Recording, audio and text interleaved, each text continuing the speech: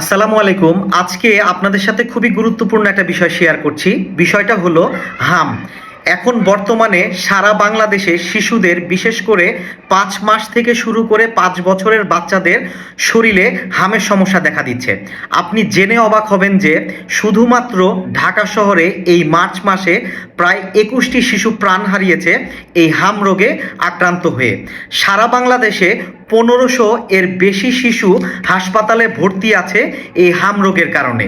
আমি এই ধরনের সমস্যাগুলো পত্রপত্রিকা এবং বিভিন্ন ধরনের সোশ্যাল মিডিয়া থেকে তথ্যগুলো সংগ্রহ করেছি। সেই ক্ষেত্রে এখন থেকে যদি আমরা সতর্ক না হই তাহলে এই অবস্থা আরও বেশি খারাপ হতে পারে। তো আমি হামের কিছু লক্ষণ আপনাদের সাথে শেয়ার করছি। এই লক্ষণগুলো যদি দেখা দেয় সেক্ষেত্রে আপনারা বুঝতে পারবেন যে আপনার বাচ্চার শরীরে হাম দেখা দিয়েছে।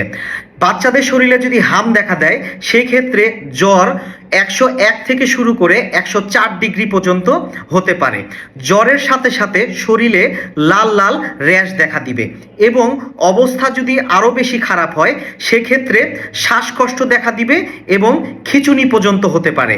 এই সিমটমগুলো যদি রোগীর মধ্যে থাকে বা বাচ্চার মধ্যে থাকে সেই ক্ষেত্রে দ্রুত ডাক্তারের সংস্পর্শে যেতে হবে। এই সমস্যা থেকে আমরা কিভাবে প্রতিকার পেতে পারি? বাচ্চাকে জনবহুল এরিয়া থেকে আমাদেরকে একটু সরিয়ে রাখতে হবে। মানে বাচ্চাকে বেশি জনবহুল এলাকাতে বা জনসম্মুখে যেতে দেওয়া যাবে না। মাস্ক ব্যবহার করতে হবে এবং হাম রোগ যদি ধরা পড়ে সেই ক্ষেত্রে বাচ্চা এবং মাকে দুইজনকেই একটু আলাদা জায়গাতে সরিয়ে রাখতে হবে। মনে রাখবেন, একজন হাম আক্রান্ত শিশু 18 জন শিশুকে আক্রান্ত করতে পারে। তো এতটুকুই আপনাদেরকে জানানোর ছিল।